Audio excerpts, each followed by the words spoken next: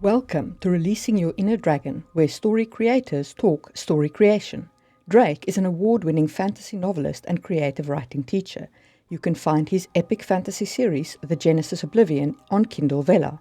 Marie runs a fantasy world-building channel called Just in Time Worlds, and her first book, The Hidden Blade, is available on Kindle Unlimited. We hope you enjoy this episode. Hello and welcome to Releasing Your Inner Dragon, where writers talk about writing. If you have not yet done so, please do us a favor, hit that subscribe button or add us to your favorite podcast so you don't miss an episode. It really does help us grow. And if you want to connect with us, hit our websites to join our mailing lists. Links below. Today, we're going to talk about the benefit of using non-human characters and how you still connect those characters to the reader. But before we get into that, we're going to talk about a new segment on our show. Drake, why don't you take us away?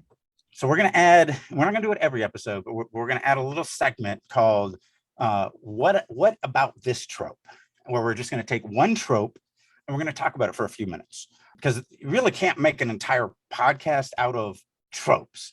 I mean, you could do one, but there's too many for one, and there's not enough. You know, if you just talk about one, it's not enough for an entire podcast. So we're just going to throw these in occasionally and just talk about them. So we've kind of chosen, it's one of my most interesting, especially because I'm in TV writing, the 5-man band trope is a really interesting kind of thought process to think about. So we're going to talk about Firefly, we're going to talk about Dresden Files, we're going to talk about a few other shows that we've been kicking around, Friends and How I Met Your Mother, and some different things like that, and even My Fiend Folly, which kind of follows the 5-man band, and kind of what we feel about. And really, it's just going to be opinion based. It's going to be, I like this, I don't like that. You know, think about this, stuff like that. So, how do you feel about 5-man bands? Well, let's start. I like 5-man band. I love a good 5-man band because I feel that a good 5-man band really uses the power of friendship, which, in my opinion, is a way underrated thing. If you think about your friends, you've got a couple of friends around you that you would probably move heaven and earth for. And I see way too little of that in, say, fantasy, where it's really about the friendship between characters. I suppose we should start by defining what the 5-man band is, in case anybody doesn't know. So the 5-man band consists of the leader, who is the hero. These are the standard. Yes. There are so many variations on this trope, and mostly it's variation. But the standard definition is there's the leader, who is the hero. There is the lancer, or the foil, who is the leader's foil, the guy the leader plays off against. There is the heart, also sometimes called the chick, who is the person that holds everything together, the glue around which the 5-man band revolves. There is the smart guy, who is the person with ideas, also often the mage or the hacker, that kind of intelligence-based character. And then there is the big guy, who is either a supreme fighter or somebody who can just soak up infinite amounts of damage. Or in the case of like a sitcom, they like Joey yes. From Friends could just, you couldn't embarrass him. You couldn't throw anything at him that he didn't just roll with. Yeah, so such a thing as the big guy. The big guy is the thing that things just bounce off. Just the juggernaut of the group, just the one that just doesn't care. And sometimes, like, we talk about Firefly, you talk about Jamie. Jamie is the quintessential, or Jane, sorry, right? Jane is the quintessential big guy. Like, he's got tons of guns, he's got tons of armor, he's just ready to shoot people. And when they're not shooting people, he's like, I'll be in my cabin. And that's it. That's his only purpose. Jane is a great big guy, though. He's a fantastic big man. So I really like him in that role in the 5-man band. Mm-hmm. Firefly is a very interesting example of the 5-man band, speaking of, because as we discussed earlier, Joss Whedon double dipped on almost everyone in those roles and in those characters. For example, the heart of the 5-man band could be Kaylee, the engineer. It could be Wash. It could be the prostitute, whose name escapes me right this second. Yeah. It could also be River Song. It could Or also River. be River Song. Wait, I think River Song is Doctor Who. I think her name was River. River Tam. Her name was River River Tam. Tam. Yeah, River Song was from Doctor Who. Too many rivers Too now. much Yeah. geek. You have these multiple attributes, and the same applies to the smart man, because the smart man could be Kaylee, the engineer, or it could be Wash, who's also a smart man. So you can see that Whedon actually fill the same role with multiple people, and multiple people in different roles, which is it made it a very tight approach to the 5-man band. And, you know, to Josh's credit, when you're doing a series that's going to last years and years and years and just run hundreds and hundreds of episodes because it's so well written and so well received by the fans, and you know it's just going to last forever, having multiple roles in those characters means that you don't get stale. You can actually, you know, in one episode, you can lean heavily on this one, but on the next episode, it can be a little bit on that one. And so, I mean, that was a very brilliant decision, because no way someone's going to cancel it. No way Fox executives would say, we don't want this after 6 episodes. That's not going to happen. Way too well written, way too dynamic. So you want to create from the base characters that are very dynamic, because you're going to run for 10 years with these same characters. Speaking of running for 10 years with the same characters, Harry Dresden, the Dresden Files actually weren't double dipped, but they're a very kind of almost classic approach to the 5-man band. Harry Dresden is our hero, the leader of the 5-man band. Lieutenant Murphy is the lancer. She is the foil to Harry. Michael Carpenter is the big man. He's the Paladin-like knight dude who can just, you know, keep going. The smart guy is Bob the Skull, who is just the most fantastic character. Speaking of non-human characters and things you connect to, man, I love Bob the Skull. And the chick, the heart, is Molly Carpenter, in my opinion. I think that is a more classic approach to the 5-man band, but it works just as well. And I actually want to throw something in here that we didn't talk about pre-show. The anti-5-man band. I've only seen it done once, and it is one of the longest running sitcoms on American TV now. And that is the gang from It's Always Sunny in Philadelphia. This is a group that hate each other, that will do anything in their power to screw each other over. And yet you still have Dennis as the leader, Dee is your chick, Charlie is your lancer, Mac is your strong guy. And I mean, it's really hard to say any of them are the smart guy, but probably Frank would be considered the smart guy. So you have these 5 characters that are still the 5-man band, but it's exactly opposite of the way the trope is used, where they all literally will do anything to screw each other over. They are the most narcissistic, selfish, hateful people on the entire planet. And yet it's in its 14th, 15th season, something like that, and not slowing down at all. And still one of my favorite shows. Now you have to have a stomach for that type of comedy, but oh my God, it's hilarious. And it is the most brilliant use of the 5-man band that I've ever seen in my life. And I mean, that's always the thing with tropes, right? You're not married to the traditional trope. Here is the trope, use it the way that you want to, subvert it how you want to, invert it. Like the 5-man band is usually about the power of friendship. It sounds like the sitcom is basically about the power of hate. Have you not seen It's Always Sunny in Philadelphia? No, I haven't. Oh my goodness. It's not on our TV. So it's either on Hulu or Netflix now. Very adult, a lot of cussing, it's just a horrible, like the worst people in the world are these characters. It is so funny. And for whatever reason, they're always together. They always hang to each other. They're the only ones that can stomach each other. They do call each other their best friends, even though they will literally like screw each other over at the drop of a dime. If it'll get them something more. But it is one of the most unique uses of the 5-man band that I think exists in entertainment. So if you're really interested in that, I mean, obviously you can watch, like we talk about Firefly or Friends or How I Met Your Mother, or Dresden Files only had one season on TV, but there's tons and tons of books. And it goes on. I mean, Dragonlance, we talked about Dragonlance is a great, not only a 5-man band, but all of the ancillary characters. Yeah, so Dragonlance is a great example of all the ancillary characters along with the 5-man band, because your hero, your leader, is Tannis half elven. Mhm. Then your lancer is Sturm Brightblade. Right. Your big guy is Cameron Majeri. Your smart guy is Raistlin Majeri. Your chick is Tina, I think was the redhead girl. Yep. I think her name was Tina. Really Riverwind. Yeah, but no, those guys. So Tina and Lorana are the chick, like they fill the chick role. But Right. the 6th Ranger, because your 5-man band can have an attachment to it called the 6th Ranger, and the 6th Ranger in this case is filled by Riverwind and Goldmoon, those 2 barbarians with their special crystal staff that bring the gods healing back in the Dragonlance, the original Dragonlance trilogy. And then your team dad is the dwarf Flint Fireforge, and your tag-along kid is Tasselhoff Burfoot. So I mean, there's a lot of different ways to use it.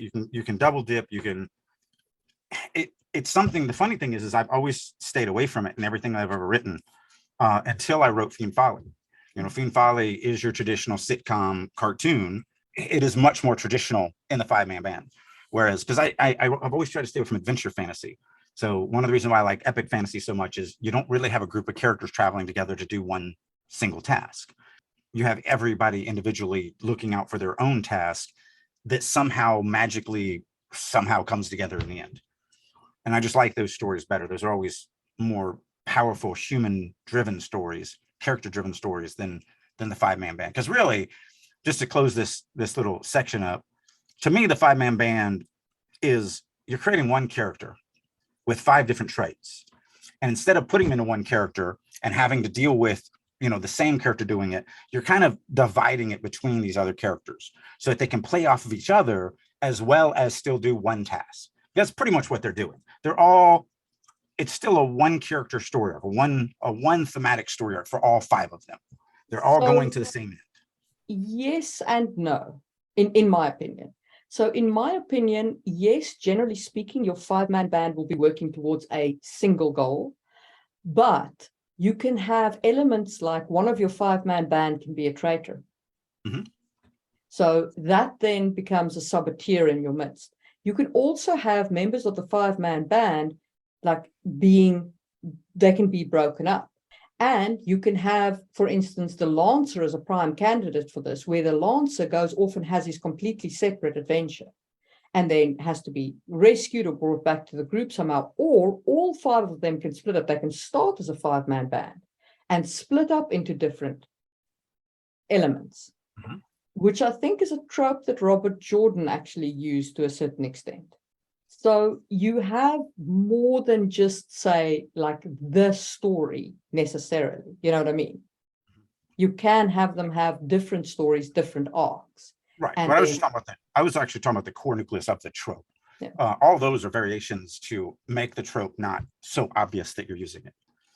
And so, yes, there are ways to break that up, but traditionally the 5-man band stems from that.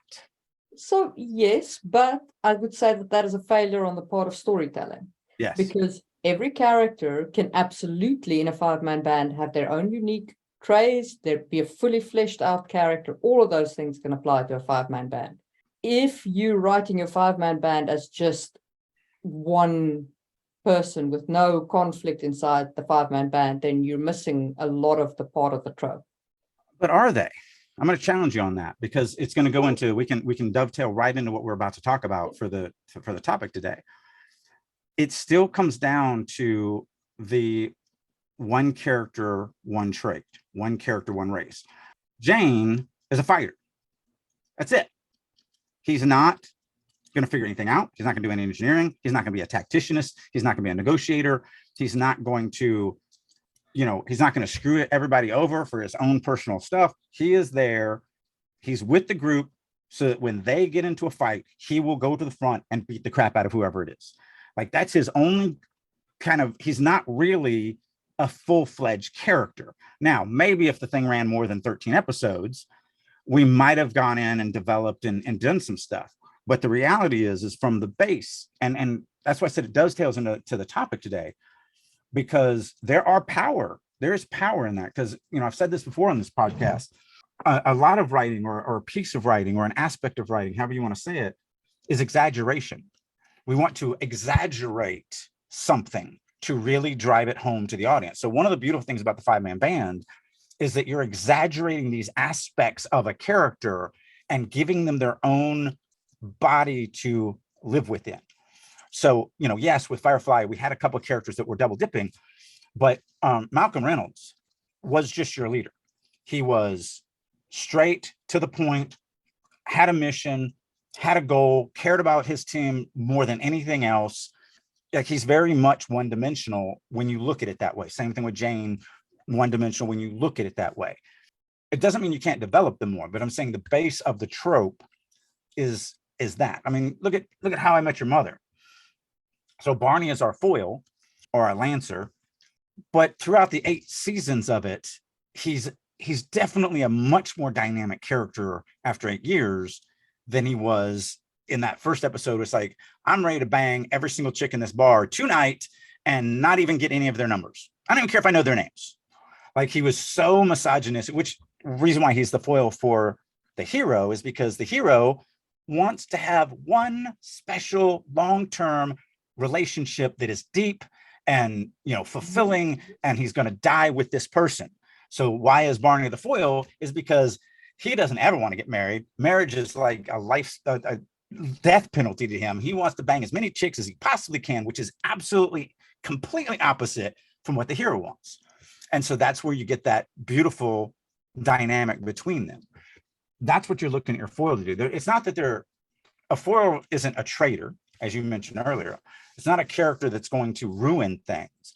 It's just they're both heroes and they're both on the same path to do whatever. It's just that they look at the world in very different ways. And it allows you to bounce different themes between those two versions of how we see the world. But to counter, to make my point, right? If you look at the Marvel Cinematic Universe, the quintessential 5-man band came together in the Avengers movie, right? But it took 4 individual storylines to reach the Avengers movie. Okay? And you can do that with your 5-man band if you're willing to spend the time to write the individual stories, bring them together, have them be a 5-man band, and then either separate or stay together or both, Netflix did the same thing with the Daredevil, Iron Fist, Luke Cage, Jessica Jones. I can't think of what the group was called. I think it only did 1 season. Whatever that hero group was. So you had all the individuals, they come together, they form their team. But that's not, in my opinion, the trope of the 5-man band. That's actually taking individual characters that you want to write together and writing them following the trope of this. I don't think they sat out to make the Hulk. I don't think that when they created the Hulk, they went, you know what? We're going to have the Hulk be a big man of the 5-man band.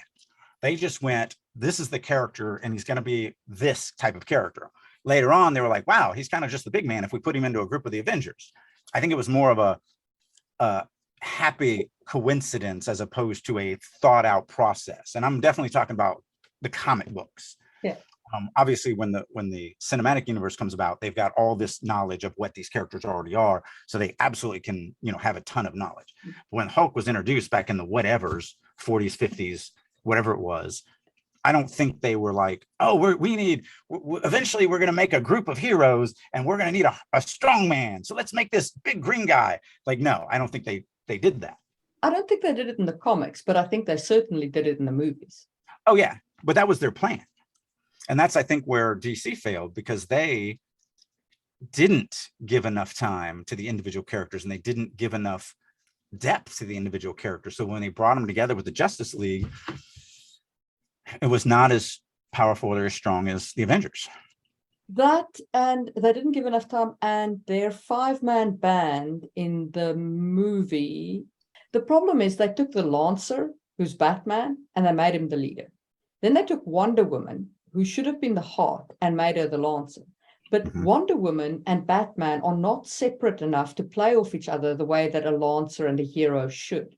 Right. So that's why the traditional DC five-man band is Superman is the leader and Batman is the Lancer, because those two are Absolutely. opposites and Yep. play off each other. And if you don't have that dynamic, you are missing the core Yep. of your five-man band. And Wonder Woman is the heart. And then everybody else is kind of like having Aquaman as the big guy was fine, having Cyborg as the smart guy, having, whatever, like having Right. Flash as the kid or whatever. But Right. Superman not as the leader and Batman not as the Lancer, 100%. you're missing the heart of your, and Wonder Woman as the heart. Like those three are your iconic heart, and they decided for whatever reason not to follow that structure, and it didn't work. Just my opinion, because you're 100% right on that. And I've thought about that before. But just my opinion of why they did it that way is because I don't think they realized how difficult it was going to be to write Superman. To have a hero that is perfect in every way with no flaws, no vulnerabilities, no anything, is one of the worst characters to write and one of the hardest characters to write. And so I feel like they worked in the DC cinematic universe. I feel like they worked themselves in a hole where they were like, well, we're just going to have to kill Superman off. So he's just not in the movie at all. Like, that's the only way we're going to be able to do it. And so they couldn't have him as the leader because he's underground. He's dead. He doesn't come back until, the end. And so I really think that's why they ended up having to go, well, who's the leader? Well, it'd have to be Batman. But that was the mistake that they made, is they needed Superman. So you need to like man up to the fact that you have a Mary Sue as a superhero and lean into it. So I think Straczynski is the only one that's ever written Superman in the comic series that was worth a crap. So if you ever want to read good Superman, just check out the years that Michael J. Straczynski was the writer of Superman. He also was the writer for Wonder Woman for a couple of years too.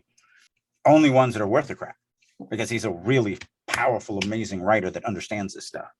And if you want to see Superman on screen done well, Superman and Lois, I am sticking with that show. That show is amazing. So I've only seen the first 4 or 5 episodes, but I really liked what I saw. Superman is, he's everything he's supposed to be. He's super powerful, like he makes all the good decisions. He's always trying to do the right thing. All of that's true. And he has these chaos elements called 2 teenage boys. And, it doesn't matter you're trying to make, and a wife. And it doesn't matter that you're trying to make all the right decisions, because even if you're trying to make the right decisions, some of them aren't going to be right. As a father of 2 boys, I can attest to that. All right, well, let's dovetail that into non-human characters. Non-human character, and we can definitely call it that. But when we were talking about this pre-recording, the kind of thought that came into my mind was so I think I've told this story where when I first got hired with Sony to work on EverQuest series, I had a plaque on my website that said, "Down with Tolkien, no more elves, dwarves, orcs, and trolls." And they were like, "Hey, you need to take that off your website, because if you're going to write for us, you're going to write nothing but elves, dwarves, orcs, and trolls." I'm like, "Yeah, fine. You're going to pay me a lot of money. I will remove that off my website." But the reason why I as a writer, now I'm a huge Lord of the Rings fan, but as a writer, the reason why I didn't want to go down those paths is because I don't want to do the one race, one trait. All orcs are evil. All elves are arrogant. All, whatever. And I really, from a writing standpoint, I hate that, but I understand it from a fan standpoint, because again, it's about exaggeration. If all orcs are evil, you can exaggerate that one aspect of them, and they become this great evil villain. And how we got down this road. So let me first explain to our audience how we got down this road, because I read a short story by Stephen Baxter, who is a hard science fiction writer. Now, hard sci-fi is not normally my genre. It's not really my thing, but it was a short story. It was recommended to me, so I gave it a shot.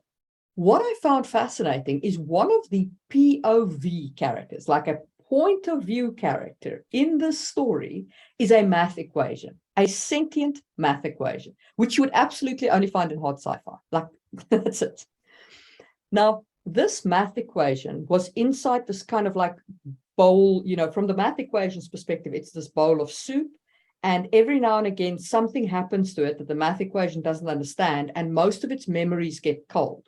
But each time it manages to claw itself and hold on a little longer, and it's trying to reach the surface, right?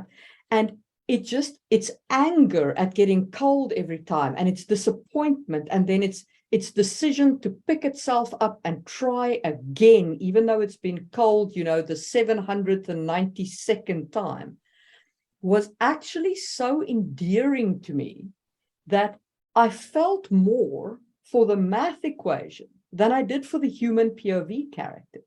I wanted that little math equation to succeed, to make it out of the bowl and not be cold. I wanted it to reach out for the light.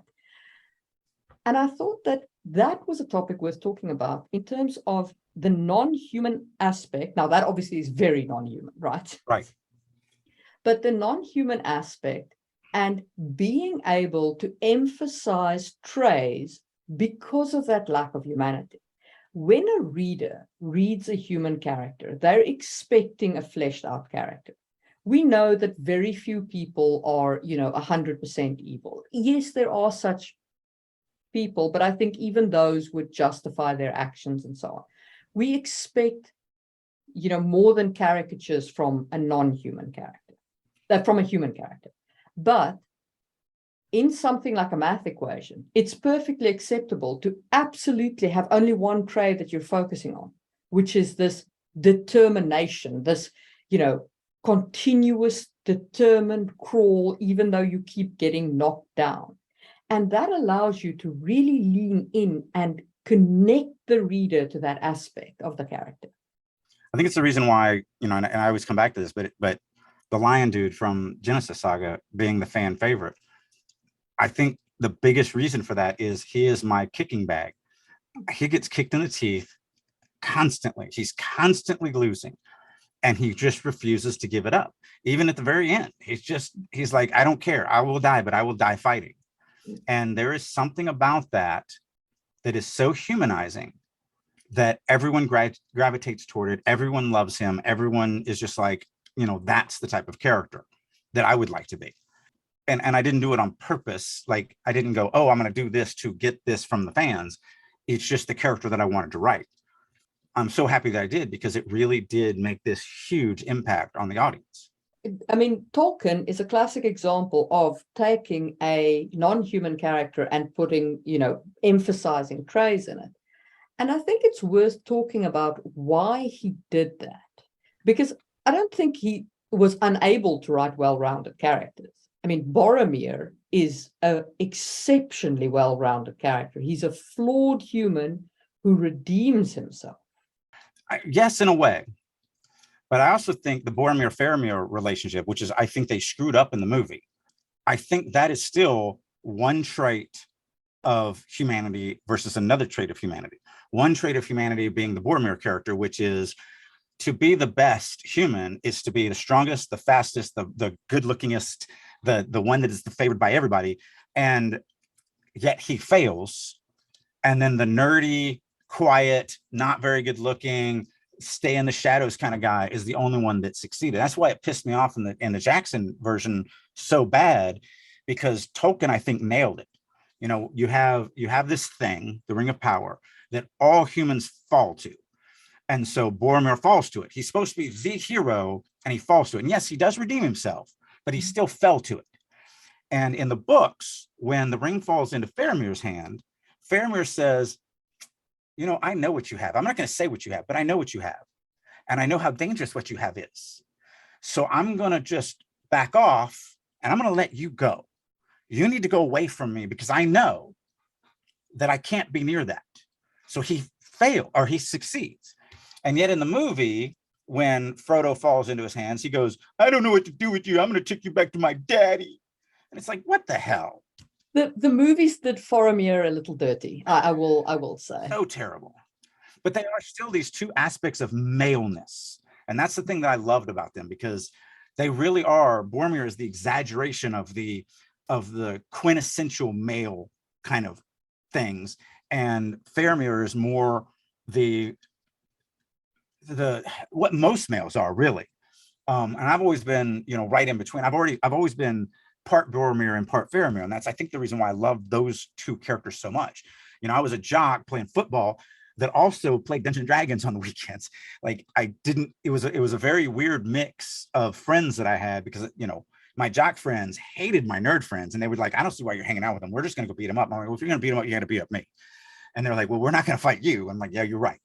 I was interested in both. I have my, you know, feminist nurturing side. It's the reason why I've raised the children more than, I mean, my wife is awesome, but she is definitely the worker.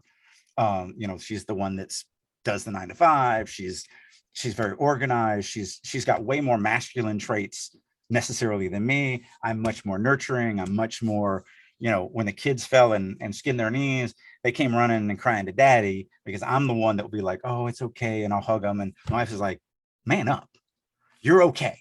Get out of here. Go put some dirt on it. And it's like, it's just a very different dynamic between the two of us, which actually works really well. So I've always been kind of in between. And that's why I think I really gravitated to the Boromir Faramir story so much. I think it really is almost like, it was almost like an interpretation of what's been warring inside of me my whole life. I mean, I was a combat Marine. So I've done the very masculine stuff, and I've done the very feminine. And now I'm a writer and a story creator. So very, very different personalities inside of me during my whole life. But what I guess I'm driving at is Tolkien's human characters do have more of that kind of internal conflict. Mm-hmm. His non-human characters tend to be very singular of purpose. Very one-dimensional. Very one-dimensional. And I think that part of that reason is that emphasis on specific traits that he wanted to highlight, not just their good side, but also their bad side, because the elven perspective does have its downside, you know, and you can see that in so much of what they do. They're willing to just let the world fall while they go into the West. Which is, since I ding Jackson, this is where I think Jackson actually improved on the Tolkien version by expanding the relationship between Strider and Liv Tyler's character, whatever her name is. The star of the evening, and I cannot believe I've forgotten her name. Yeah. So by expanding upon that relationship, Jackson did expand upon that not all elves are following down this path, that some of them do feel this pain and understand the scope of Arwen, yeah. Been a while for me. Like, I think Jackson did a brilliant job with that. I'll definitely give him credit on that, where I'll also definitely ding him on how he screwed up the Faramir character and the Boromir relationship. I don't know if you just didn't see it. I also don't know if it also impacted me so much because of the fact that I'm a little bit Boromir and a little bit Faramir, and that's warred inside of me my whole life. I think the internet consensus is that Jackson did Faramir a little dirty. Mm-hmm. And I think that the reason why he did it is because he wanted to introduce more tension in the journey, because a lot of Frodo's journey is a lot of walking, you know, and I guess he'd done like all of the New Zealand tourist board like things that he needed to do to shoot his movie in New Zealand, and he wanted to get a little bit more like oomph in the plot. But to get back to these very, you know, single trade characters, so Tolkien really leaned into that with the elves and also with the dwarves. I mean, that was the dwarven flaw, right? Was that greed and the desire for wealth and so on. And I think that you can get away with that a little more with non-human characters. Obviously, you can't do it to the extent that Tolkien does it. Any modern audience reading it the way that Tolkien does it is probably going to go like, dude, what are you even doing here? Yep. You know, this is just you trying to redo Tolkien or something. I think that you can get away with making non-human races a little bit more singular. Not trope with the hats, which is a trope we must talk about at some point, but somewhat more singular in their focus. And I think that you have the benefit of then having a very pure injection into your theme, or a very pure counter to your theme. Like if you want to tell a story about how greed is bad, having a dwarven race that has this flaw of desiring metals even if you don't do it to the extent that Tolkien did, gives you the ability to really kind of hit your theme hard and emphasize the dark sides of falling to it. It's just another way, I said this in a previous podcast where I'm like, storytelling is about exaggeration. It's just another way to exaggerate by narrowing down into one trait, into one aspect of humanity and giving it to this, whatever, a math equation or a dwarf or an ogre or whatever. It is a way of exaggerating. Even like in the realm, we have 7 different races, 8 different POV characters, but there's 2 from one race and 1 from each of the others. And even though I don't do the traditional Tolkien thing, it's still one race is they're the only ones who have healing magic. And so they're much more nurturing. They're much more caring. They're much more nature centric. One race is much more warlike. One race is much more this. One race is much more that. They have all the aspects of humanity, but the race itself focuses on this one thing. And that's a great storytelling bonus to be able to lean on that. Absolutely. As long as you always bear in mind that you have to make the reader care, even if it's only about a math equation and it's continuous striving towards the light. It is all about the reader. Your characters don't matter. Only the reader matters. It's how your characters impact the reader. It's how your plot impacts the reader. It's how your world building impacts the reader. It's how everything you do as a storyteller impacts the reader. If it doesn't impact the reader, then you have failed. I actually think that's a good note. I wanted to throw something out there. We've been pretty selfish with this podcast to date. We get together and we're like, what do you want to talk about? This is what I want to talk about. This is what happened to me. This is what, I'd like to know if you guys have stuff that you would like us to talk about. So we need to engage more in like the comment section and everything like that. So if there are topics that you guys would like to just hear us explore, hear us talk about, add some comments down below, actually say, hey, look, I have this question, or I'd love to see this topic explored through your perception and your lens.